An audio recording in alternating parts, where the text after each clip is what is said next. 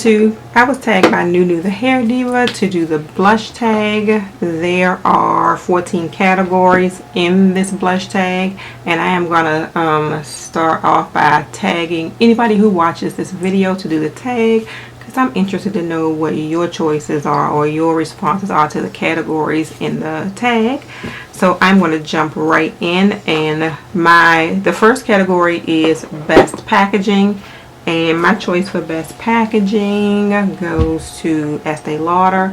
And this is the Estee Lauder Pure Color Blush. And I absolutely love the gold. And then when you open up the blush, your brush sits here. And the brush is like gold and then a clear acrylic on the end. And then your blush sits into like a little gold casing with like clear acrylic around it. So this blush packaging is very classy, therefore the best packaging that I have.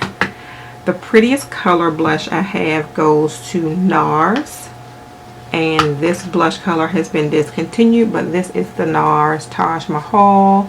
It is very appropriate for this time of year for women of a deeper skin tone.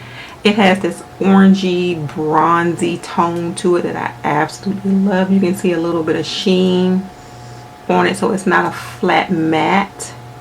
This is just such a pretty blush color to me. It almost looks like it glows on my hand right there. So this is the Prettiest Color blush that I have by far. The next category is the most pigmented, and to me, that NARS one was pigmented, but to me the most pigmented goes to Wet n Wild. Yes, my little $2 blush. I just happen to have it in the old formula and in the color Heather Silk. I am going to do that, and this was just one swatch. These blushes are very nice. I don't even know why they changed the formula. They were already nice to begin with. So that is the most pigmented. For everyday blush, there are a lot of close blushes for me, and I'll probably mention them to you as I put them in another category. But for me, like, I usually grab for like a pinky mauve colored blush for everyday. So I grabbed Cabana Boy from the Balm, and it is definitely a mauve blush, and I will swatch that for you. And this one can go with a variety of looks, therefore it is my everyday pick. It has a little bit of a sheen to it, which I like, so if you don't want to do highlight, you can just put that on. So it makes your makeup application just that much faster because you don't have to do a highlight. Party blush I picked one of the Lorac Baked blushes. It's the Baked Matte Satin Blush.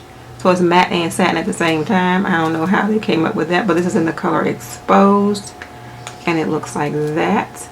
And I picked this for a party blush because it's a little shimmery, and I don't know if this is going to come across on the screen.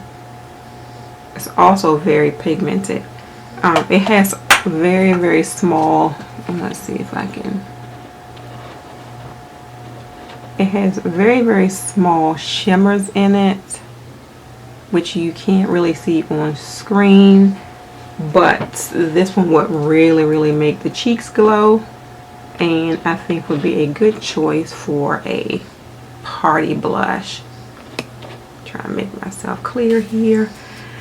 My Regret blush goes to Too Faced, whereas I would have chosen this for the prettiest packaging or best packaging, but Estee Lauder. But the reason why this is my Regret blush is because I picked it in the wrong color.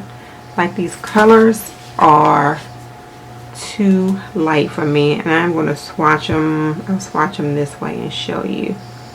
Like, I might be able to get away, and there's 3 colors in this blush, and we'll sort of swipe them right there. I might be able, and they are here, to get away with them as blush toppers, but to just put it on my cheeks, they are a little too ashy for me.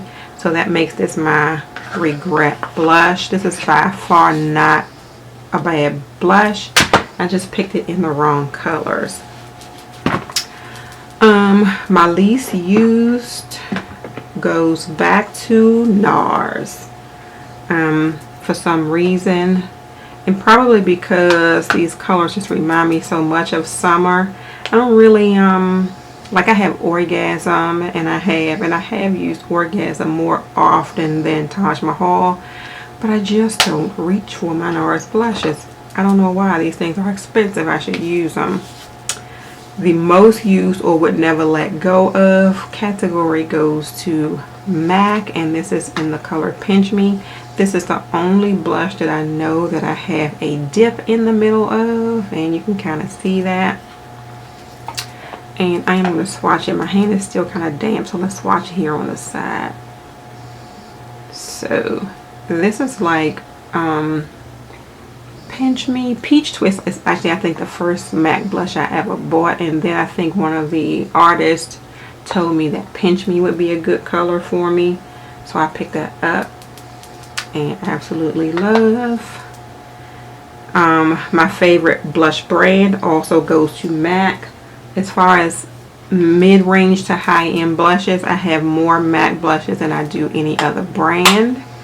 Drugstore, I have more Milani, but my absolute favorite brand of blush, and that's hard to say, is a MAC blush. They have the best formula of blushes of any blushes I have ever tried.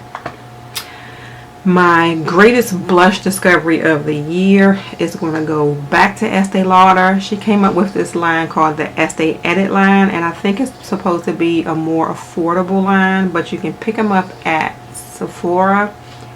I got it, and I think other places too. I got it in the color 04 Ember Glow.